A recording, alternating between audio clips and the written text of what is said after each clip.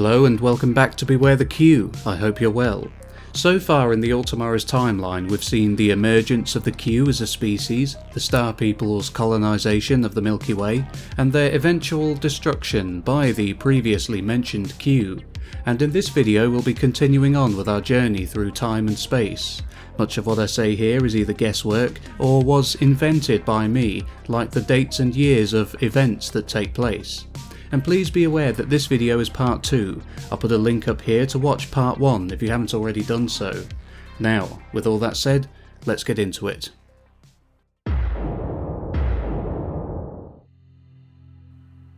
It's the year 6000 AD, or thereabouts. Humanity has basically been wiped out, with only a few small pockets of resistance left, who are now in hiding. The Star People have spent the past 1000 years engaging in a never-ending war with the invading Q, and a few months ago, the final human world fell. Those humans who have managed to remain hidden have done so by using their incredible technological capabilities to hollow out asteroids within the vicinity and make new homes within them. They're cut off from the rest of their kind, but to be perfectly honest, now that the Q have begun their unholy work on drastically modifying their quarry, these asteroid-inhabiting star people wouldn't even recognise them as their kind anymore. All they can do is rebuild. What little technology from their old world they managed to salvage and escape with will be the starting point for what will eventually become the greatest human civilization ever to emerge. 7000 AD. It's been around 1000 years since the last human world was extinguished. The Q have been modifying the human genome for around 2000 years, ever since first contact took place back in the year 5000 or so.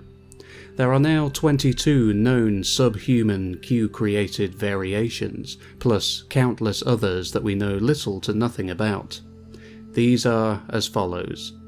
The worms, created in the year 5001 AD. Small beings about the size of a present-day human's arm. They live a subterranean existence on a baking hot desert world. The Titans, created in the year 5008 AD. Around 40 meters long and with a distinctly elephantine appearance, they make their homes on the vast savannas of their world. The Predators, created in 5010 AD. Ferocious, bloodthirsty carnivores that are said to resemble goblins, vampires, and a variety of other monsters from Earth lore. The Prey, also created in 5010 AD. These are herbivorous, grazing creatures and are the number one prey item of the Predators, whom they share this planet with. The Mantelopes, created in 5022 AD. These are quadrupedal creatures that resemble a sort of camel-horse-human hybrid. Unlike the previously mentioned new human species, the Mantelope's sapience hasn't been removed.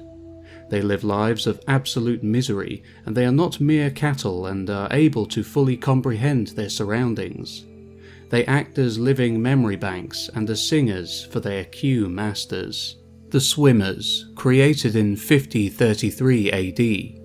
A species of future human designed to live underwater, they possess a shark-like appearance.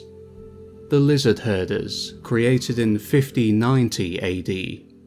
Unlike all other future humans, the Q hadn't heavily modified the Lizard Herders' physical appearance, instead only stunting the development of their brains.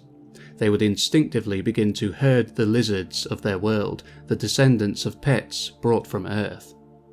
The Temptors, created in 5120 AD. The males are small and spend their lives feeding and protecting the females.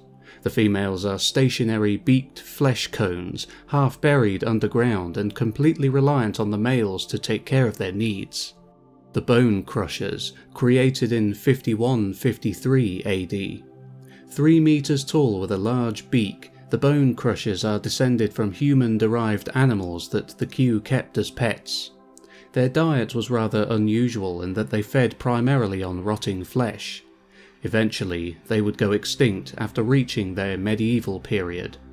The Colonials, created in 5199 AD. Perhaps the most horrific future human species of them all, the Colonials were given their form as punishment for fighting off 2 waves of Q invasion. They were changed into sheets of living flesh with eyes and full consciousness, and were linked together through a basic network of nerves. They were designed as sewage filtering devices for Q society. The Flyers, created in 5200 AD. A number of flying species of future humans populated the Q-dominated worlds. One variety, however, would survive and become the top predator of its world thanks to a starfish-shaped turbine-like heart artificially designed by the Q, which could pump blood to all of its extremities at once. The Hand Flappers, created in 5288 AD. Also a descendant of a flying species, the hand flappers' ancestors would eventually give up their power of flight, instead filling a niche on the ground. They would use their wing-derived arms and now useless wings to engage in mating dances, the most elaborate of which would successfully attract a mate. The Blind Folk, created in 5360 AD.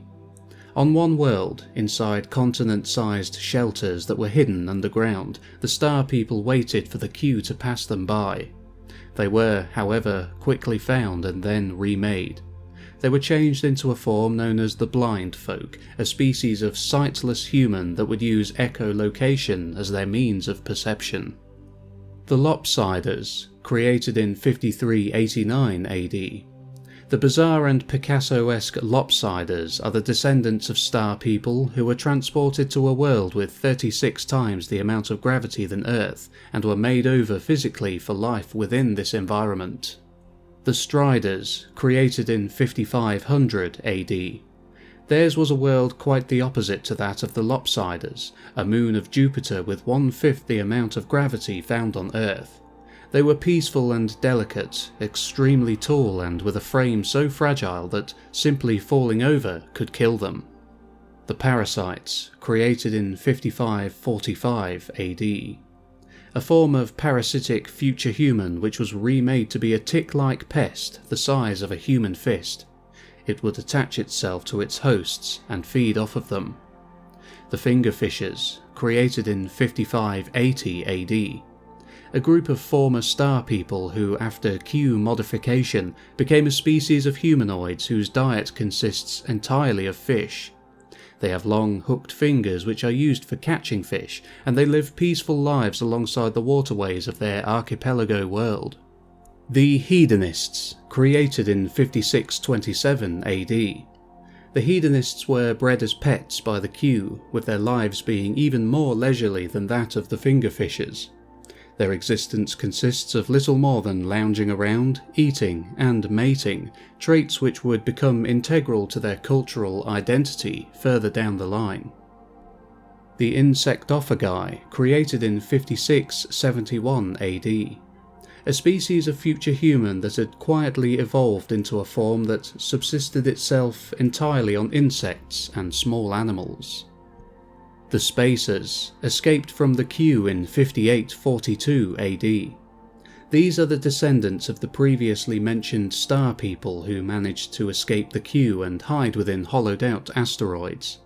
Within a zero-gravity environment, they would evolve independently and entirely without Q intervention. The Ruin Haunters, created in 5991 AD. Starting off as a simple, caveman-like humanoid, the Ruin Haunters, unlike their cousins on other worlds, had ready access to ancient Star People technology which, for reasons unknown, was not dismantled and disposed of by the Q.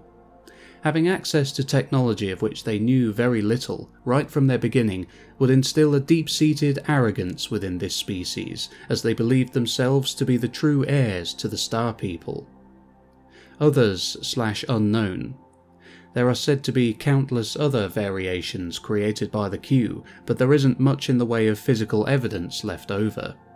There are a few skeletons and artifacts here and there, but for the most part they remain lost to the sands of time. These various new human-derived creatures will remain on their respective worlds for a very long time indeed.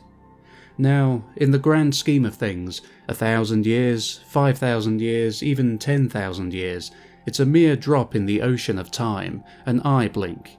We're going to be making some bigger jumps ahead now, as the new humans that the Q created will all live the life of primal animals for many millions of years. We'll now go from the year 7000 to the year 1 million AD. These ancient calendar systems of ours are of course long forgotten and no longer in use, but for the sake of ease I will continue to note the years with AD, Anno Domini, added to them. In the year 1 million, the Q have been watching over the new humans and keeping their planet's environments, also heavily modified and no longer resembling what they originally were, just as the Q like them. The new humans receive a tweak or two every so often, depending on what the Q want them to be at that point in time. The future humans won't be allowed to evolve or develop unless their masters deem the changes acceptable. The Lopsiders, for example, after 1 million years, seemed to be standing ever so slightly higher than they did before. Their arms weren't pinned to the ground by the enormous weight of living on this world anymore, either. They were evolving the ability to withstand the extremely high gravitational pressures. Well, that isn't what the Q want, so better turn up the gravity just a little bit. Now the Lopsiders are back to being as flat as a pancake, just as the Q like them. This would go on for quite a while, and every million years or so, changes would have to be made to the new humans and the planets they lived on. As this state of affairs was the status quo for a very long time indeed, we'll skip ahead to the day that the Q, on each of these many planets, up and left, all at the exact same time, without warning, seemingly without any prior planning, and with no signs of anything being different even an hour before their departure. It's the year 40 million AD, or so, give or take a few millennia. It was as if, out of nowhere, the Q were telepathically recalled, with each individual dropping whatever it was they were doing and heading off to some unknown place. And just like that, they were gone, with only their strange pyramid structures and technology left behind. And that concludes part 2 of the All Tomorrow's timeline. Tune in next time for part 3. A big thank you to my members and patrons, and please remember to like the video, leave a comment, share it around and subscribe if you haven't already done so.